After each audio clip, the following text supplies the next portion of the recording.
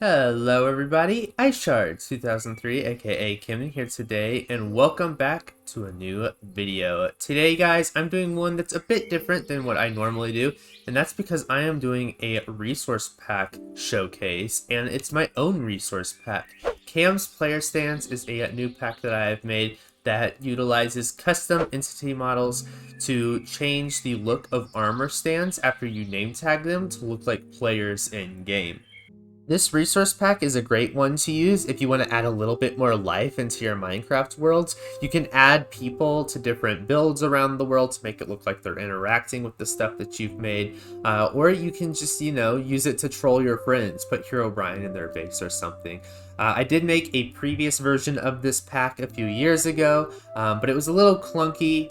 You weren't able to customize it as much as you are now, and so I feel like now is the appropriate time to give y'all a little tutorial on how to use this thing. This video is going to be broken up into 3 parts, the first being how to download the pack, the second being how to use the pack in world, and then the third part is going to be me showing you how to add your own skins into the resource packs, that way you can see yourself and your friends in world.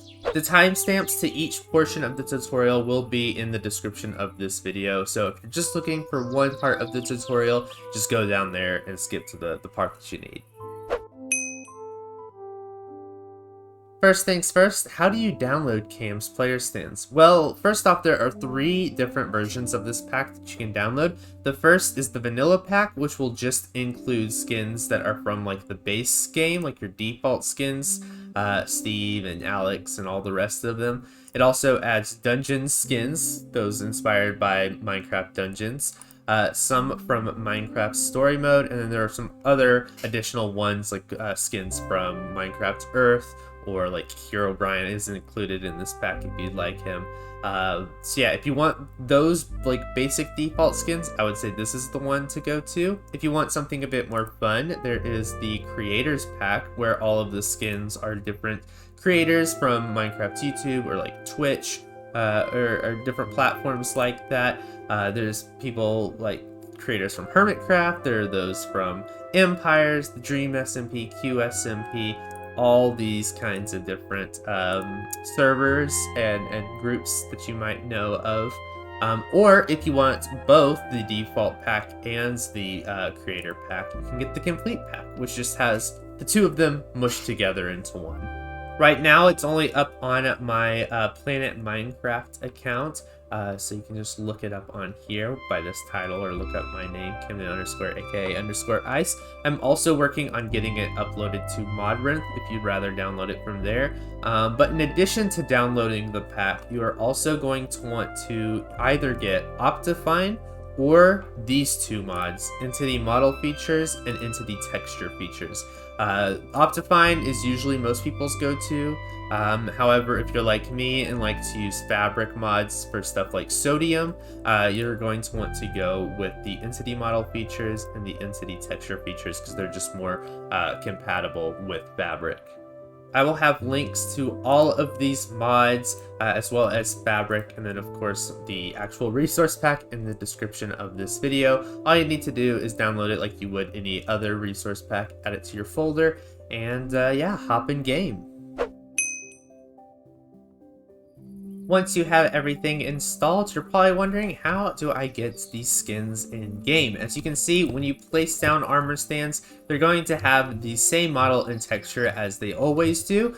What you have to do in order to get one of these armor stands to look like a skin of your choice is to rename it a custom name tag.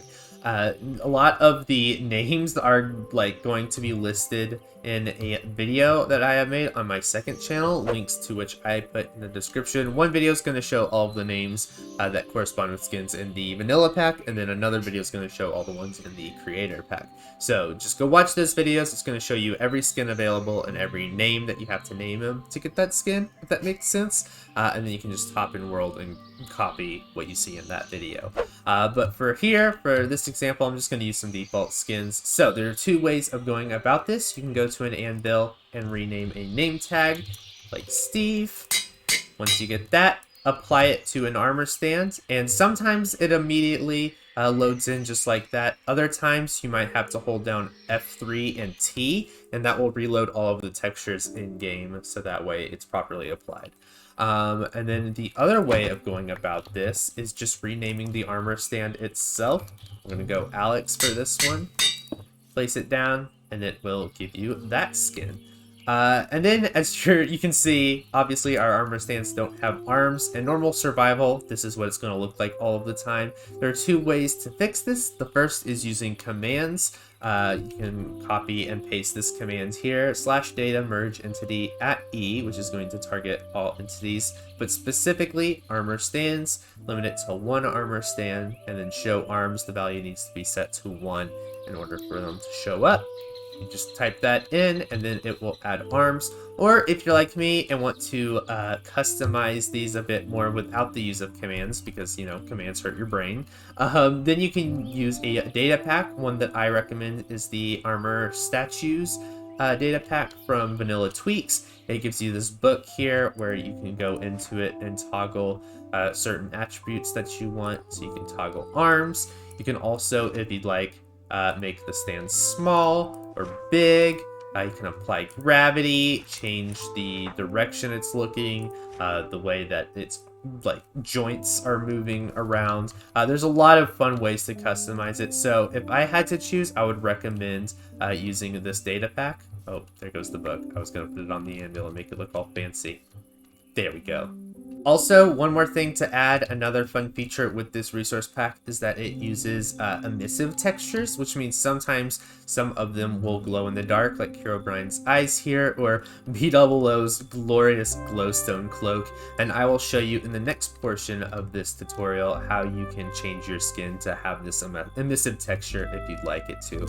But yeah, it's just cool at night if you want them to glow, or if you use shaders, then you can toggle them and look at how bright they show up. Oh, this is so cool. And now for the final part of the tutorial, how do you add your own skins to the resource pack? How I'd recommend doing this is by using the vanilla pack, just because it's the smallest file size out of the 3 versions that I made. And what you can do once you open it up is you will see this picture here, which is called template. You can load this up into an art program. I personally use Medibang Paint Pro, but I'm pretty sure that most art programs are pretty helpful in doing this. You can load it up and you can see obviously where the resource pack is going to be searching for certain textures. Up here, it's showing this is where the armor stand texture is being searched for, the default one. Here is where your wide skins are going to be loaded in. And then here is where the slim skins need to be found. So let's say I'm going to use my skin in the game. My skin uses the wide model, so what I want to do is line it up on top of this Steve skin here, so that way it is perfectly over it. The best way to do this is to line it up with like the head texture. Once you're pretty sure it's lined up correctly, what you can do is toggle off the layer with the original template, and you can save this. If I go to export here, save this as a transparent PNG. Make sure that the width is 64 pixels and the height is 155 pixels. Resolution doesn't really matter. Once you have that, then you will export it. Where you're going to want to export this picture is in Assets, Minecraft, Optifine, Random, Entity, Armor Stand. And then as you can see here, this is where it's going to load in a bunch of the skins that I already have in the resource pack. They all have wood in the name because that is what the title of like the original armor stand texture is. And they all have a number, just ordering them in order of the pack. So as you can see, the last one that we have here is wood 235. So if I'm going to add another one to this folder, I'm going to want to name my texture wood 236. And then if I add another one after that, it's going to be 237, 238, on and on and on. So as you can see here, I've just exported it. It is the same size as the rest in this folder, and my skin is in the correct spot. If you want to do this with an Alex skin or a slim skin, say I want to use my friend Alexia's skin here. She uses an Alex model. What you're going to want to do is the exact same thing. as the Steve skin, except you're just going to want to align it with the Alex here. But yeah, once you have these loaded into your folder, once you have them exported, there's one more step before you can get them in game. You're going to want to scroll back to the top here. You're going to see this notepad titled wood.properties. If you open it up, it will show you the code, I guess, or the names of every skin in the game and what you need to name them in order to load them into your world. So obviously we're going to want to add another 2 lines of code at the bottom here. You can just copy and paste. Make sure that you change the number values to the number that you titled your skin file. So if it said wood 236, then this is going to be skins.236 equals 236. And then on another line, name.236 equals, and then obviously my name's not Mabo, my name is Camden. So we're going to type that in. That is what I'm going to need to name my armor stand or name tag in order to get it in the world. I'm going to go to File, Save. It should save. Now I'm back in the world. Just go into the anvil, rename my name tag to Camden, apply it to the armor stand. It might need to reload. Yep, there we go. As you can see, it loaded in. And now I'm in the world. Very cool. But let's say once you've got your custom skins into the game that you want 𝗥𝗘𝗦𝗢𝗓 over here, you want her eyes to glow in the dark. Well, that means you're going to have to make an emissive texture. So let's go back to our paint program here. And what we're going to want to do is we're still going to want to save the base Elise texture here, 𝗥𝗘𝗦𝗢𝗓. But then what you're going to want to do for the emissive texture is to erase everything that you don't want to glow.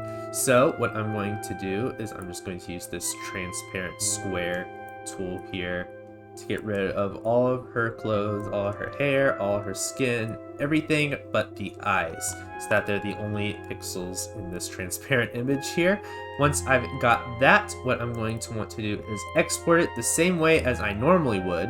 But when I save it, I don't want to override this file here. I'm going to want to name it the exact same thing, but then put _e. And that is literally all you have to do to make an emissive texture. You hit save, and then once you're back in game, just reload your textures with F3 and T. And as you can see, her eyes now glow. Ooh, very spooky. They're even spookier with shaders on. Ooh.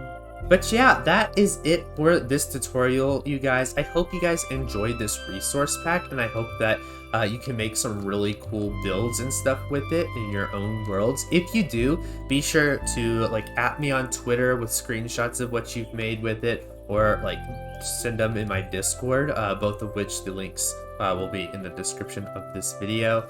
But yeah, if you guys have any additional questions, please be sure to ask me in the description of this video. I'll try to get back to y'all if I can.